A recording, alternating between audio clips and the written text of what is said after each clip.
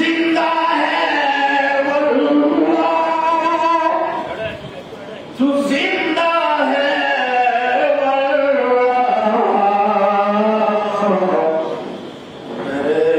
चश्मे आलम से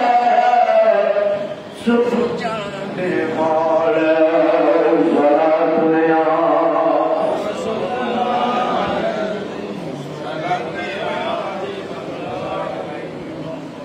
दरबारे आशा अवलिया किरामेर साथे নিজেকে সম্পৃক্ত রাখা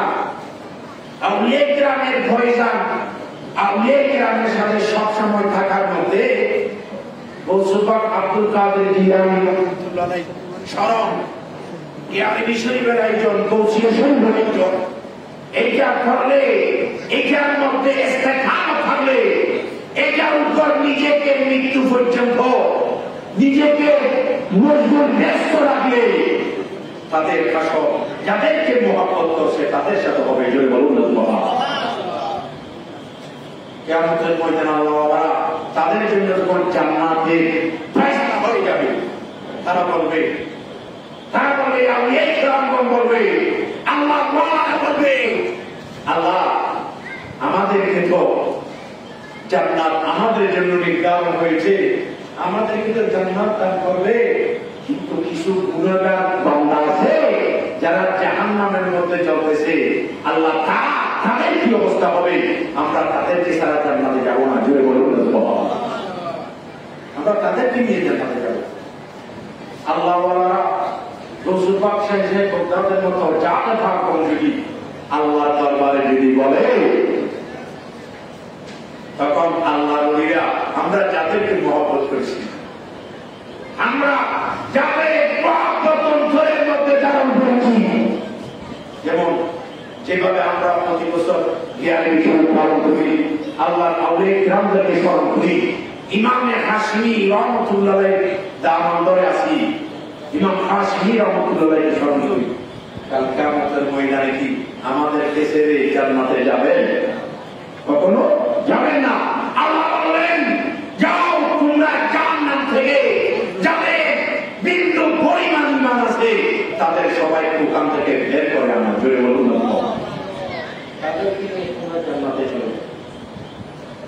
তাদেরকে নিয়ে জান্নাতে যাও আল্লাহুম্মা সাল্লি আলা সাইয়্যিদিনা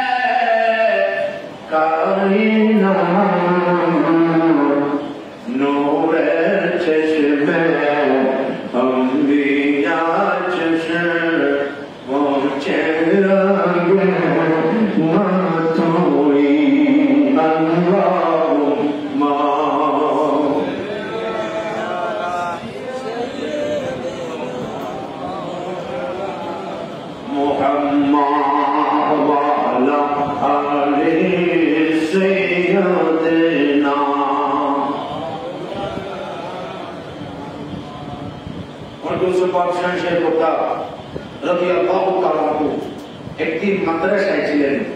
বর্ণনাকারী বর্ণনা দিচ্ছেন যে উযু বানানোর জন্য গেলেন উযু বানালেন উযু বানানোর পরে গৌসুল পাক আব্দুল কাদের জিলানী রাহমাতুল্লাহ আলাইহি 2 রাকাত নামাজ পড়লেন নামাজ পড়ে হঠাৎ করে ডাক দিয়ে নিজে জুতা মোবারক নালায় ছেড়ে একটি ফুলের নিক্ষেপ করলেন নিক্ষেপ করে অপর পরে আরেকটি নিক্ষেপ করলেন নিক্ষেপ করলেন যারা সামনে ছিলেন যারা পাশে ছিলেন তারা হুজুর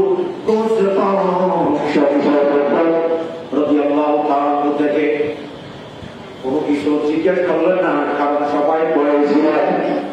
কেউ জিজ্ঞেস করে নাই। ওই দুটি খাটের যোদ্ধা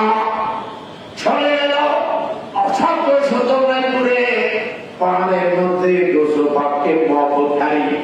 একটি কাফেলা ডাকাতের হামলার শিকার হয়েছে, যারা আব্দুল কাদের জিলানী রহমাতুল্লাহকে স্মরণ করেছে।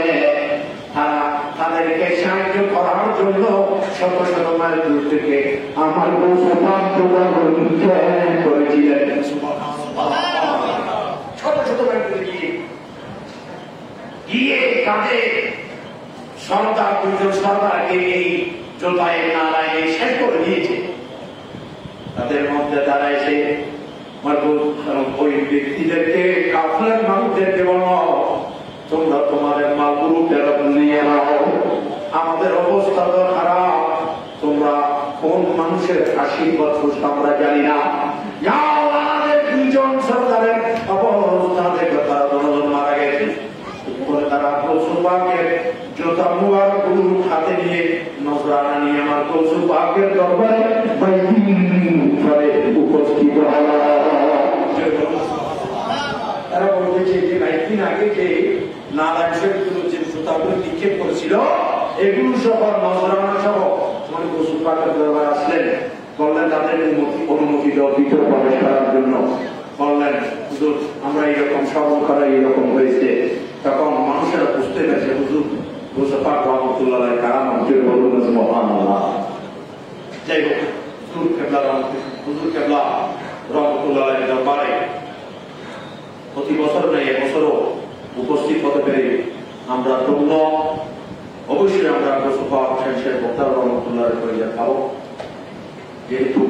আমাদের সামনে উপস্থিত হয়েছে সুন্নি জনতার নয়, পুরো সুন্নি জগতে সকলেরই নয়নমণি